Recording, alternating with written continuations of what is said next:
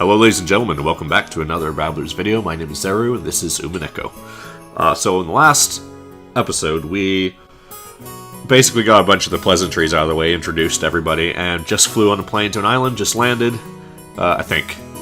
Or we were flying, or something like that. Anyway, so here we go. I'm gonna continue here, so should have taken the boat. The boat. Maria, that's enough.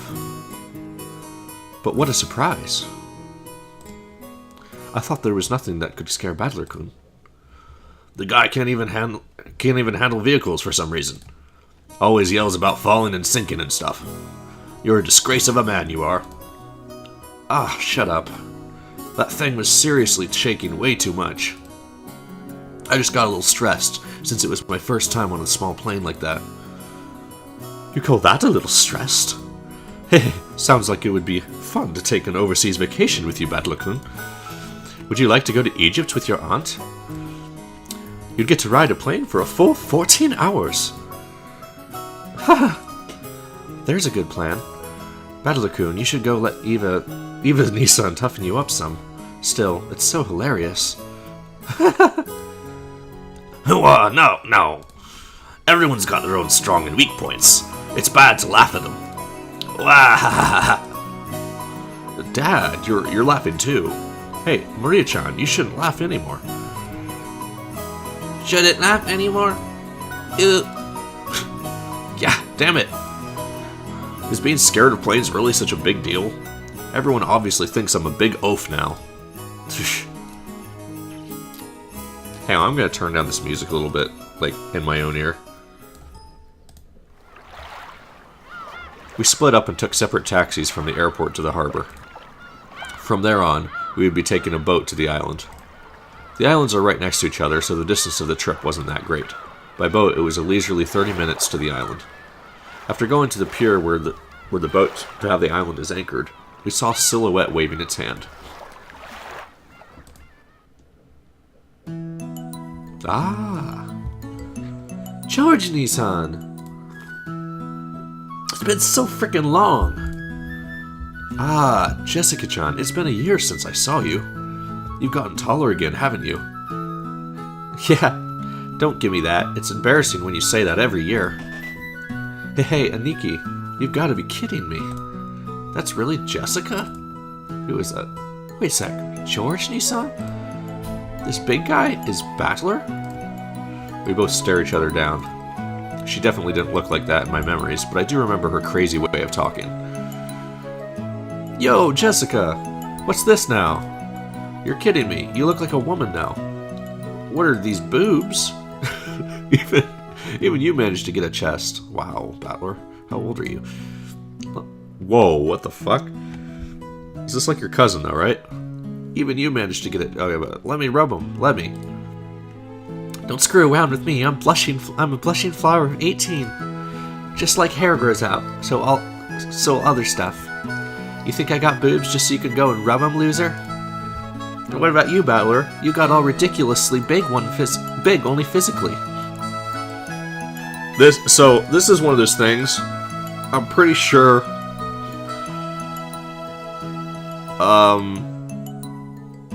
This is like what happens when you translate from Japanese to English. You get some weird statements like, you got all ridiculously big only physically. Which sounds kind of strange as an English speaker, I'm just gonna say. But you're just gonna have to bear with that in this series, because that's just sort of how it goes. Also, I'm drinking coffee. I like to just announce that every time so you guys don't wonder. Because coffee is just my jam when I do this kind of thing, so... Did you get a little stronger? Don't screw with me, I'll show you how much training I've piled up since back then. You're pissing me off. Wait, who's saying... I don't know who's saying what anymore. You're pissing me off. Somebody's pissing someone off. I'll beat you at your own game. This headstrong girl's name is Jessica. She was born under the same unlucky star as me, sharing the same kind of weird name. There's nothing weird about Jessica. Anyway... is pronounced Jessica. She's Dad's older brother's daughter. Okay. That older brother happens to be the oldest son of the Irishimo Ushirim... I'm sorry. The Ushiromia family. I'm not saying that right.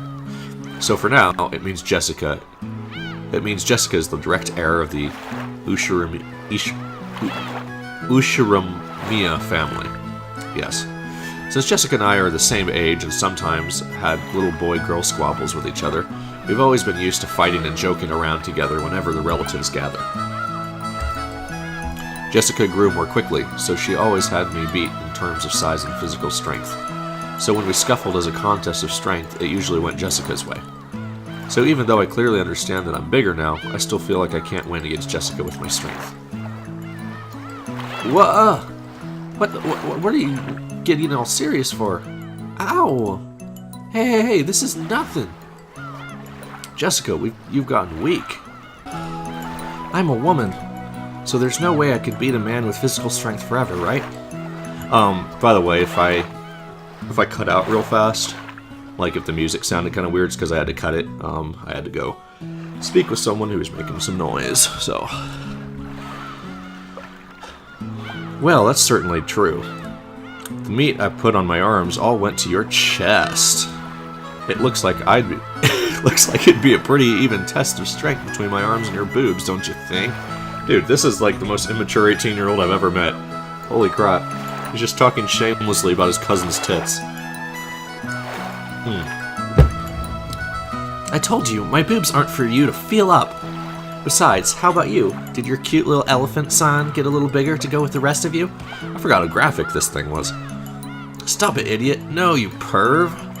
I'll be ruined for marriage. Don't touch my crotch. Goddamn.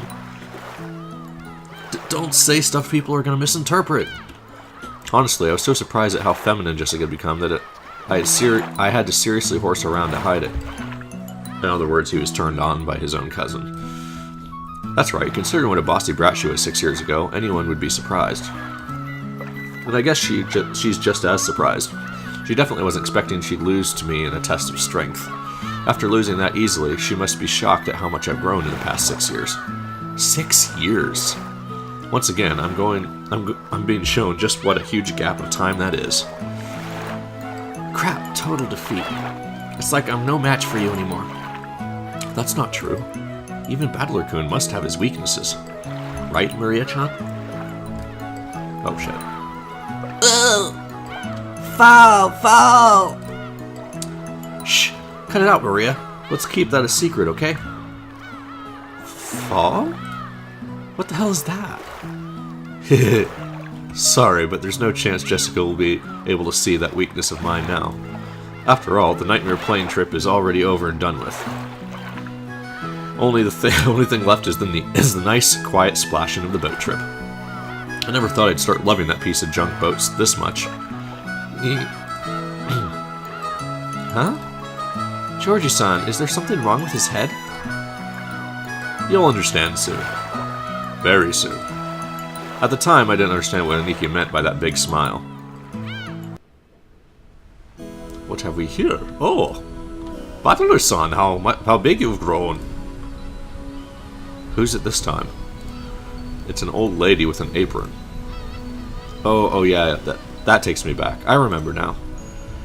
You remember her, right? Look, it's one of the servants. Kamasawa-san. How could I forget Kamasawa-bachan? Anyway, you haven't aged a bit in these past 6 years. Wait, you haven't gotten younger, have you? Oh, lately my skin has been getting all smooth and silky. And look, hasn't my chest gotten even bigger as well? What the fuck is with people in their chests in this? I'm sorry. What the fuck? Oh my god! What is with the tit obsession in this book? Want to try rubbing it? Very funny. My breast rubbing is strictly limited to bouncy girls. Oh my god! How come you guys didn't remind me of this? Holy shit.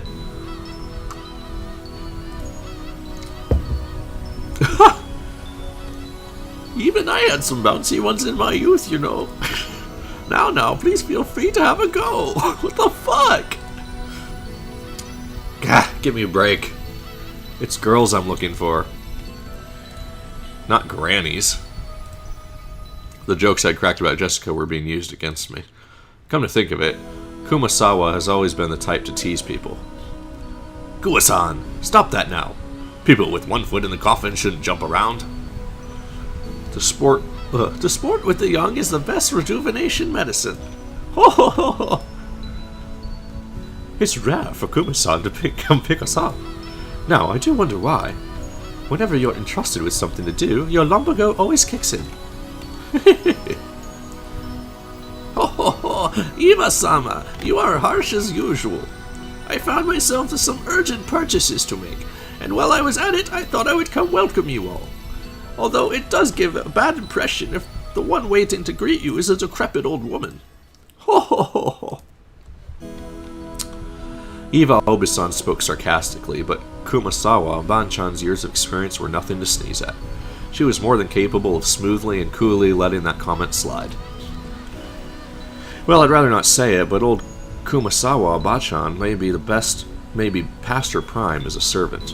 She might act as though she's in good health, but between the headache and the lumbago, her body is wearing out. To tell you the truth, the very fact that she's still working is impressive. How old is she this year again? She must be pushing 80 at least. It's incredible that she's still able to act so brightly. You just seemed to get more and more lively. Oh, that's right. Here you are. It's the tea I told you about before. Look, I bought you some. Please, do try it later on. Rosa Obasan took a souvenir bag out from her suitcase. To think that she remembered the promise that she had apparently made last year and faithfully bought it. This sort of thoughtfulness was just like Rosa Obasan. Rosa. She wasn't the kind of person who would forget or break a promise. And I apologize if my voices alter slightly from episode to episode, because I'm trying to settle in and find something good, but there's a lot of characters, and I do go back to the previous episodes to like watch them over and see the voices I gave them so I can try to replicate it, but there's just so many to remember, and so if it's like slightly off from episode to episode, I'm just settling, and I'll eventually find something, because again, like I said, there's going to be 107 of these suckers, or something like that. So I'll eventually get it in, and yeah, so just keep going. Whether or not Kumasawa Bachan remembered this year-old promise, she seemed deeply touched by the fact that someone like her, or someone would bring a gift to a simple servant like her. This woman is you already said this, is Kumasawa Chayo-san. She's a senior servant who's been working for the Ushirumiya head house for many years. As you could expect from someone her age, she isn't that good at manual labor, but from kitchen work to cleaning and laundry, she's a kind of super servant who can handle just about anything. It seems like her only flaw is a tendency to slack off. Wow. She's old. Give her a break.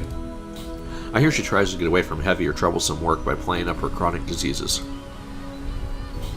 In Kumasawa Bachan's case, maybe we should call that a sort of lazy craftiness, though it probably doesn't impress those paying her salary. Ah well, even if she's pretty flaky when it comes to work, I could never dislike her. I guess that's probably because of her cheerfulness and her constant smile. Glad to see you are still in fine spirits. How's your back doing then? Even with the medicine, it's not getting one whit better. According to the doctor, nothing can be done for this one. It's what's called an incurable disease. At any rate, Jessica-chan's only gotten prettier. Good thing she looks like a Nasuhisni-san. Really?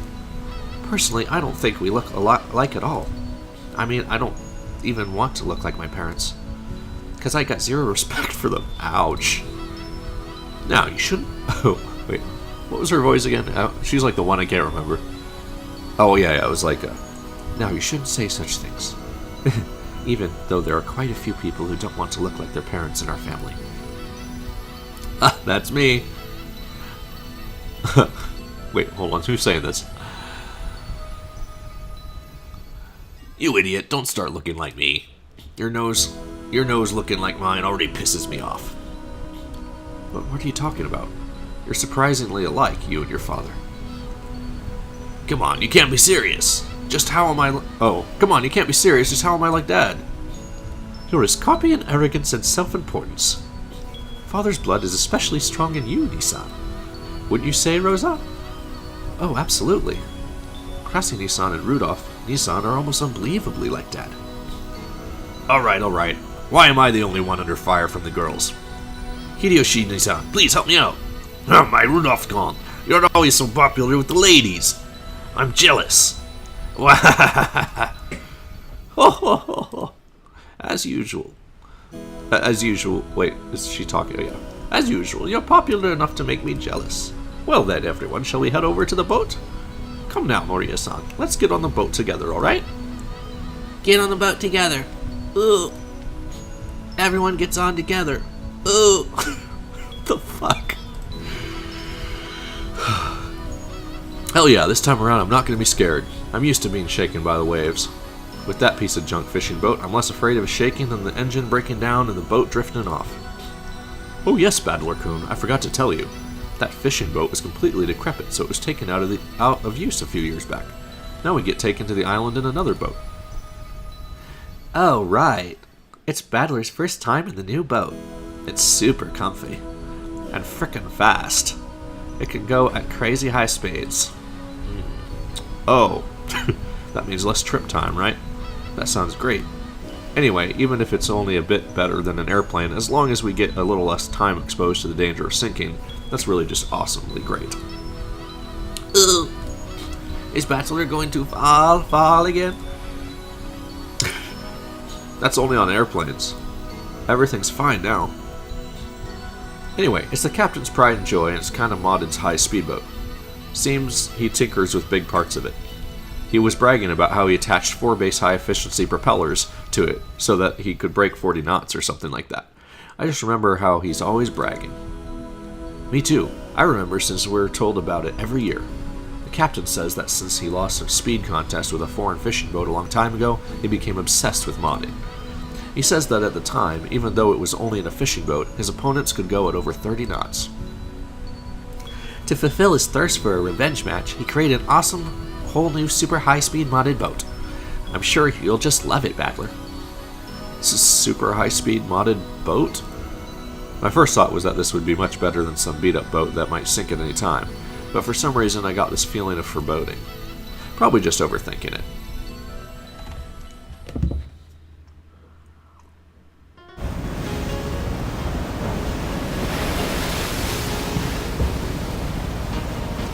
Hey, Battler!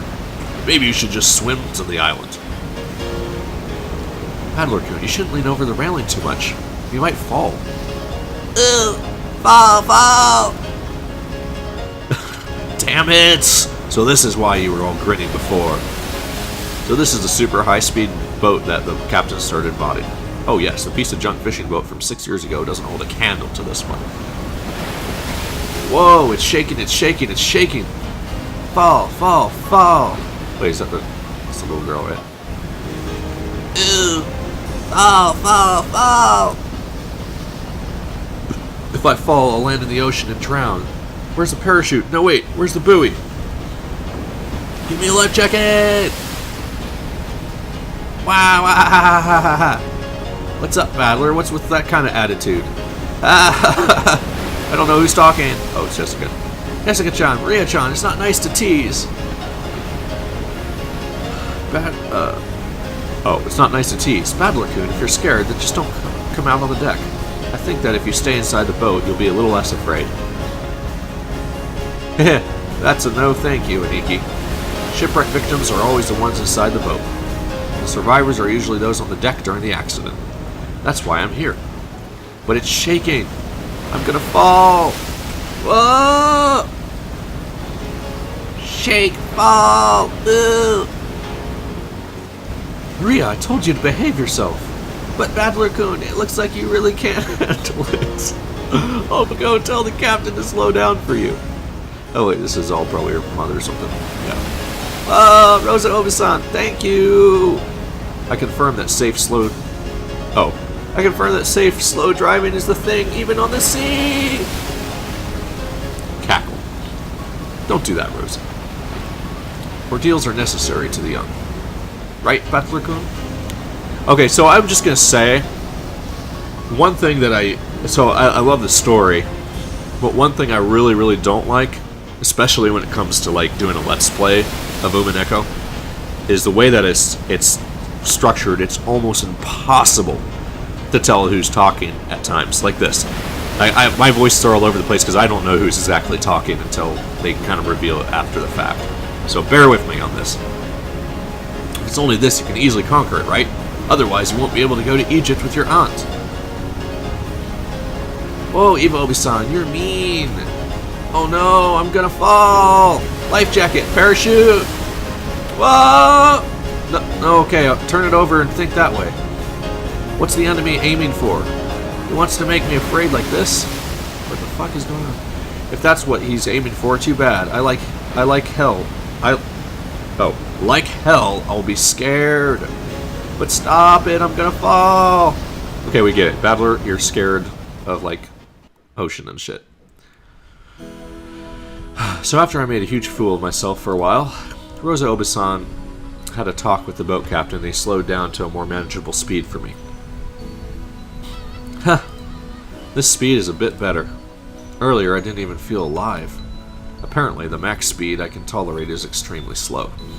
But that just now was completely insane. The whole boat was shaking, sliding and leaping on the ocean's surface. It felt like I was riding on the back of a flying fish. Jessica was still guffawing at me as I leaned against the railing, tired and disheartened. I lost it in the strength contest earlier, but I'm glad to know I'm no worse off where it really counts. But seriously,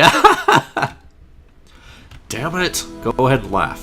One of these days I'm going to find your weakness and I'll get back at you. And then your boobs will be mine to squish. Well, we'll see about that if you ever do find it, okay? The fuck? What are they, like... This is incestual. I wonder if, like, incest is normal in Japan. I know it's not. It can't possibly be. But maybe between cousins? I don't know. Ah! Ew! Battler all week. Yeah, battler all week. I want to die on land, not in the ocean or the sky. Maria's patting my back, so I patted her head in return. Her expression was blank as usual, but I realized that she wanted to console me. Battler-kun, the captain is throwing in drinks to make up for this. Won't you have just one, to calm yourself down? George and Kumasawa brought us all glasses with floating ice cubes and canned drinks. Judging from Kumasawa-san's big grin, our parents inside the boat were probably all rolling around laughing at my moment of pure terror. Damn it, I'm so embarrassed that I can't bear to face any of them. If I didn't change the subject somehow, I had the feeling I'd be the butt of everyone's joke for the whole trip. So I tried to think of something harmless to talk about. Hey Jessica, how are Cross Oji-san and Natushi Obi-san doing? My old man and mom? Unfortunately, they're fine. Though every other word out of their mouths is study, which pisses me off. I'm so jealous since it doesn't look like Hideyoshi Oji-san or Rudolph Oji-san say those kind of things. Haha, no, oh no. When I was slacking off during the exams, I was always getting told exams. I thought it was annoying, but now I'm grateful. Ha, I knew it. Georgiani-san can be human too. Anyway, I have to look after myself. No one tells me what to do. Well, it's not like I'd listen if they did. Battler-san, you still cannot return to your home? Well, I kinda go back it now and then, and I'm still leaving lots of clothes and stuff at the previous house. Battler has 2 houses? Something like that. I don't know who's talking. Why? Why do you have 2 houses? Only Maria, who couldn't really grasp the situation, voiced her naive question. However, the others just shot nervous glances at me, choosing not to respond even though they knew the answer. Maria, look, you can see the harbor now. Look over there. Can you see it? Saw the harbor. Apparently, Jessica was trying to be nice by changing the subject. Ah well. I'd rather not talk about it if I can help it, but it's uncomfortable to have it treated like some kind of weird taboo. I don't mind that much myself anymore. I am a member of the Ushirumiya family. But the truth is that for those last 6 years, I've been living with my grandparents on my late mother's side, and I've been using her family name. When those grandparents passed away one after the other, I basically had no choice except to go back and live with the old bastard. Don't get me wrong, I didn't just run away from home or anything like that. The only one at fault here is my dad. I don't really blame Kiri-san. Being able to hold that old bastard's reins and ride him out is no mean feat. Still, the betrayal that the old bastard inflicted on my mom, well, unfortunately, I still haven't fully gotten over that. We'll be getting there soon. George Aniki cleared his throat, trying to change the topic. Please forgive my indiscretion. It seems this old woman has said too much already. If I have hurt your feelings... Oh, this is the landing game. If I have hurt your feelings... I don't mind it. No one's feelings are hurt. Don't worry, Kumasawa-bachan. Kumasawa-chan seemed to regret speaking out of turn, but I was more concerned about being worried over for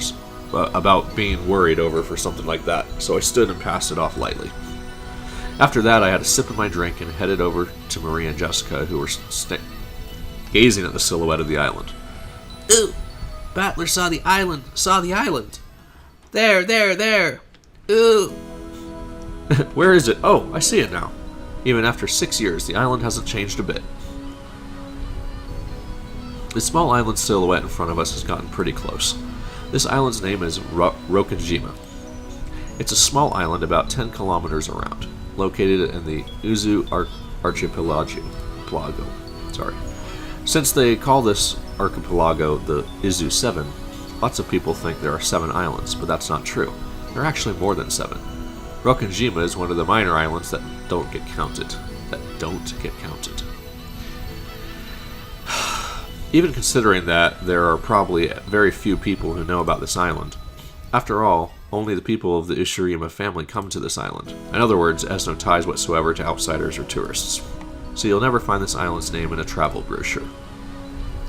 This is because all of Rokanjima is an estate possessed by the Ushirima head house. Only the Ushirima family lives there, and only people connected to the Ushirima family come and go to and from there. There's nothing there except a harbor and a mansion. The vast majority of the island is still just uncultivated forest. Such a waste when it could be made into a nice golf course. However, when you realize that the entire coastline is a private beach, it starts to sound pretty magnificent. You might have realized it by now, but to put it simply, well, the Ushirima family is just rolling in dough. The fortune possessed by the head house is apparently vast, and Dad and the others who make up the branch families have built up plenty of wealth for themselves, finding success in their respective businesses. I've been living a commoner's life at my grandparents' home these 6 years, so I had completely forgotten.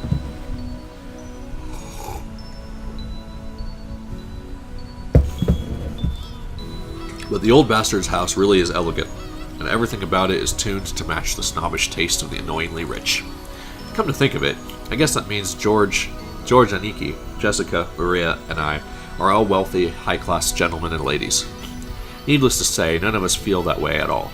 I don't see myself as being rich, and George Aniki, who takes self-discipline very seriously, doesn't let himself get too comfortable.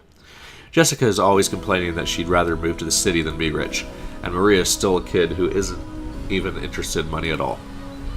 Does that attitude really make us any less snobbish? From the perspective of people in poverty who can't pay the bills, we really have been blessed with a lot. This isn't the place to explain any further, so I won't. Anyway, it's the same as not being able to choose the parents you're born from. I didn't ask to be born into a rich family, and I don't think it's really something to be envied. It can be pretty trying when people are prejudiced against you just because you're rich and refuse to judge you by your character, by your merits. Excuse me. As I pondered these sentimental thoughts, Maria started shouting and leaned over the railing.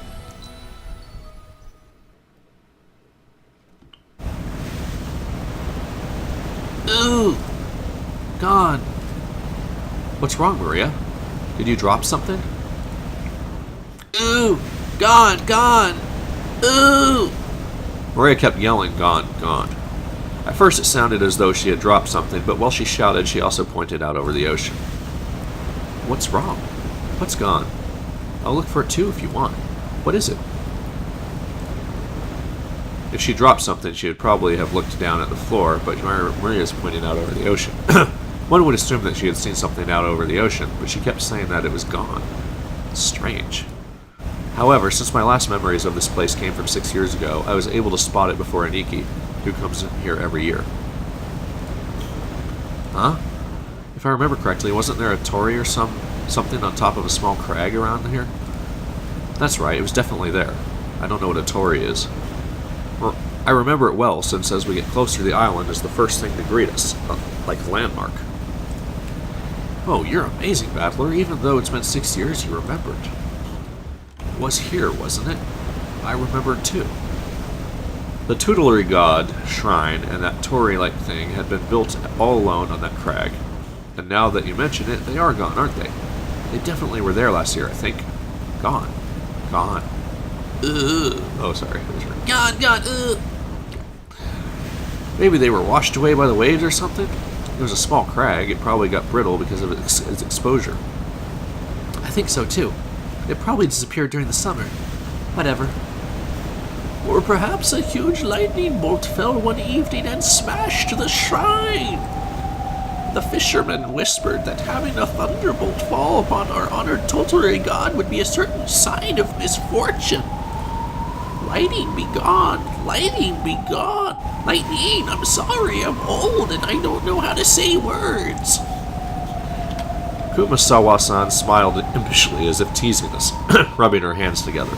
However, Maria was apparently taking it seriously, and she stared fixedly over the ocean to where the crag housing the god of the shrine was supposed to be. Oh, you guys have no idea. A sign of misfortune. Ooh. Enough, Kumasawa-san. Marie isn't old enough to understand that kind of joke. It's all right, Marie-chan. It's just a coincidence. Nothing scary is going to happen. George Aniki put a hand on Maria's shoulder to calm her down, but Maria's sharp-eyed expression didn't budge. Misfortune! Misfortune! Maria muttered that word over and over. Apparently, repeating a single word over and over is a habit that Maria's had for a long time. However, since the word she was saying was literally an ill omen, it was a bit creepy.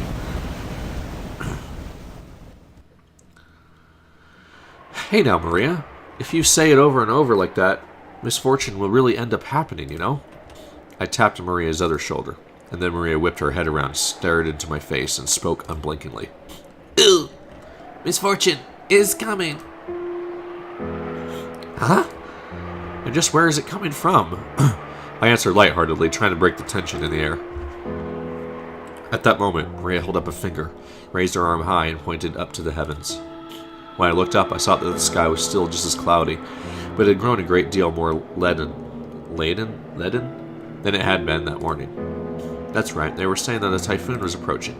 We had planned to spend one night on the island, but if the storm doesn't pass quickly, I won't be able to make it to school on Monday. Well, I guess it makes for a pretty good excuse to be absent. Ugh. She apparently sensed some kind of misfortune in this cloudy sky. She's been muttering that non-stop for a while now. Girls at Maria's age tend to be very impressionable. She's just about the age that many girls start to get excited about sixth senses and whether they have any psychic potential and stuff. I didn't know that girls ever had a standard age where they started thinking about that kind of thing, but okay. For all we know, this might be due to her childish, sensitive nature. It's alright, Maria-chan. The weather might get worse around tonight, but tomorrow it'll clear up and become a pretty blue sky. Ooh. Pretty blue sky. Ooh. That's right, by tomorrow it'll be a pretty blue sky. There's no rain that doesn't end, and no clouds that never clear. Ooh. Rain that doesn't end. Clouds that never clear. Ooh. She's a really strange child. I know the typhoon is coming, but soon it'll go away. It's all right, Maria. Ooh! Ooh! Ooh! Ooh! Maria started yelling. Ooh! It looked as though she was having a tantrum because no one could understand what she was trying to say. What in the world is Maria trying so desperately to warn us about? Unable to understand her, we couldn't help but feel a vague sense of misfortune. Damn word. I've heard that everyone can feel the supernatural, but that it weakens as you age. That might mean that Maria, the youngest one of us all, still possessed some kind of sense that the rest of us had lost. I wonder if that sense is sending her a warning. At that moment, Kumasawa-san quietly opened her mouth. Rumor has it that a long time ago Rokenjima was... Kumasawa-san! Let's not talk about that now. Just as Kumasawa-san was about to tell some kind of story, Jessica sharply interrupted her. For Jessica, this was an extremely firm reaction. I wanted to push her further, just out of simple curiosity. But judging by Jessica's appearance, it would probably be something that would further inflame Maria's unease. No shit. If I did try to press her for the story, the odds were pretty good that it wouldn't be anything bright and cheery. Oh, I do apologize about that. The wind here is hard to bear for the elderly, so if you would excuse me for now. Gossipers have no reason to hang around after they've been told to stop chatting. When Kumasawa-san finally realized that she'd overstepped her bounds, she went back inside the boat. After she left, Hideyoshi Oji-san came along to replace her. Since he'd shown up partway through, he completely failed to notice the complicated atmosphere that hung about the scene, so he refreshingly and unwittingly swept that atmosphere aside. So in the end, it was his unwittingness that brightened the mood.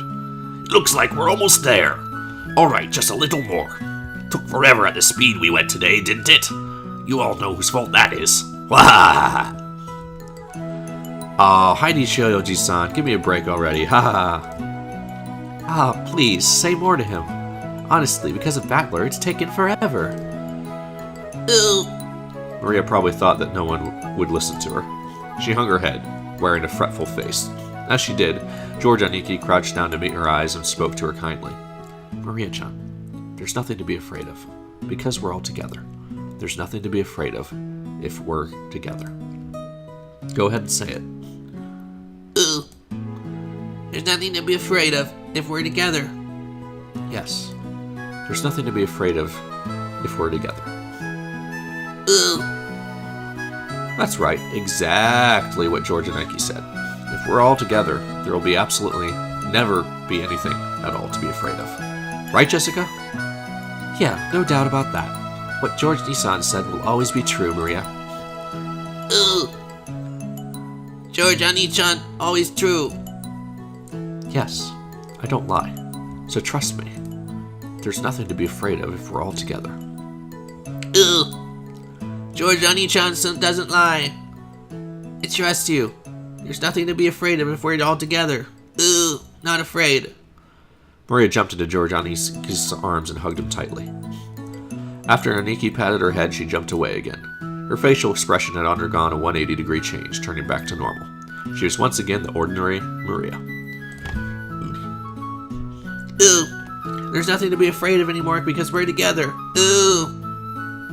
Yeah, that's it. You look all better now. You're strong. That's awesome. Ooh. Maria, awesome. Hey now, what's going on here? Maria-chan didn't get seasick, did she? Haha, well, something like that. We'll be arriving soon. The harbor was already drawing near.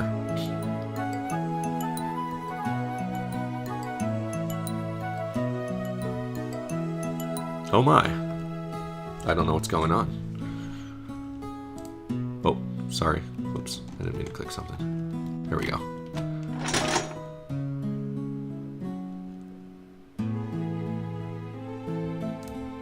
Okay, so, like, sometimes I just don't know if I'm supposed to click or not. I don't want to, like, skip anything. The boat gave a big shudder. It seems we docked at the harbor. The boat driver came out and jumped to the pier with a mooring rope. A large man in a tuxedo was waiting there for us with a warm, smiling face. I didn't know his face, but judging by his clothes, I guessed that he was a servant of the Ushirimima family head house.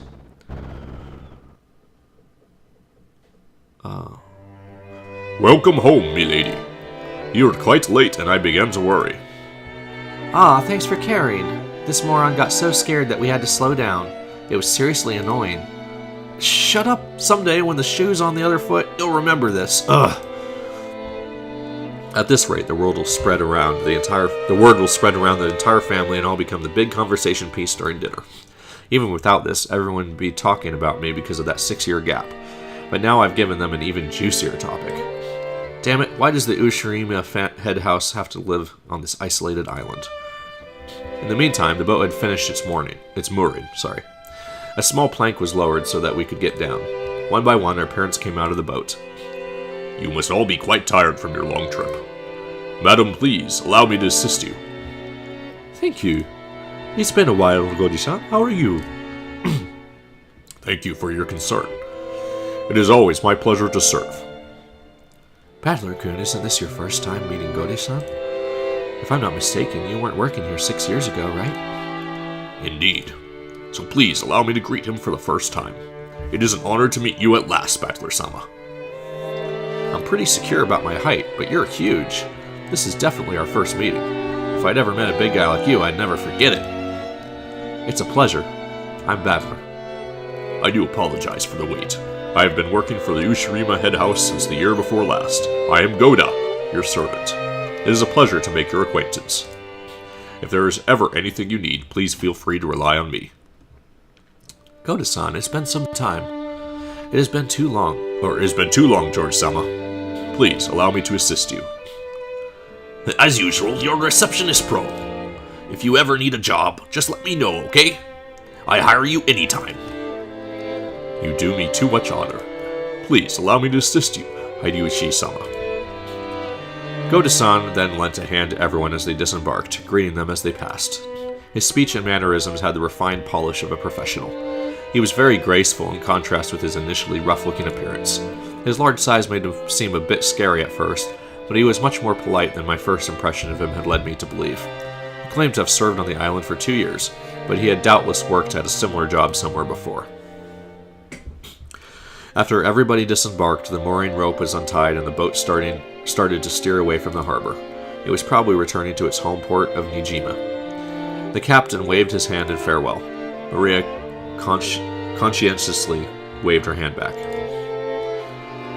Now that I think about it, that must be why I've felt something out of place for a while now. I can't hear the cries of the seagulls. Seagulls? The birds? It's true that whenever I come to this island, the seagulls always meet us with their lively cries. I'm not going to do that again. And because of that, whenever I hear the cries of the seagulls in any other place, I get the feeling that I'm coming to a family conference. Except for the small part of the island where those of the Ushirima head house live. Rokujima had been left uncultivated, apparently transforming into a paradise for wild birds. The whole wharf looked like it was turning into a huge seagull colony, and this island always was full of seagulls. Since the seagulls didn't come to greet us, I felt a bit lonely.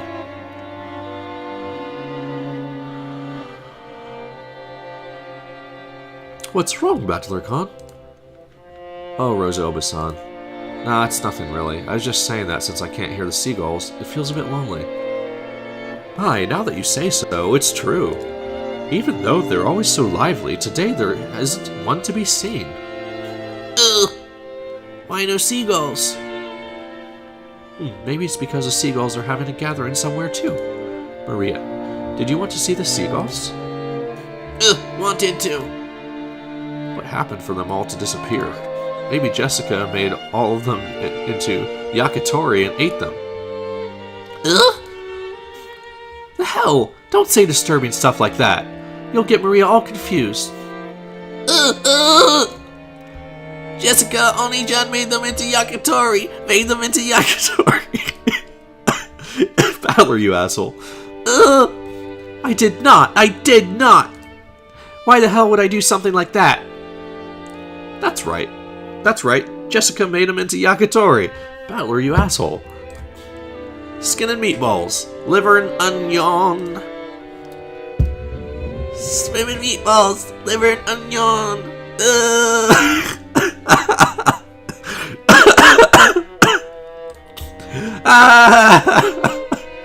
As I made fun of Jessica, Maria tagged along looking like she was having fun.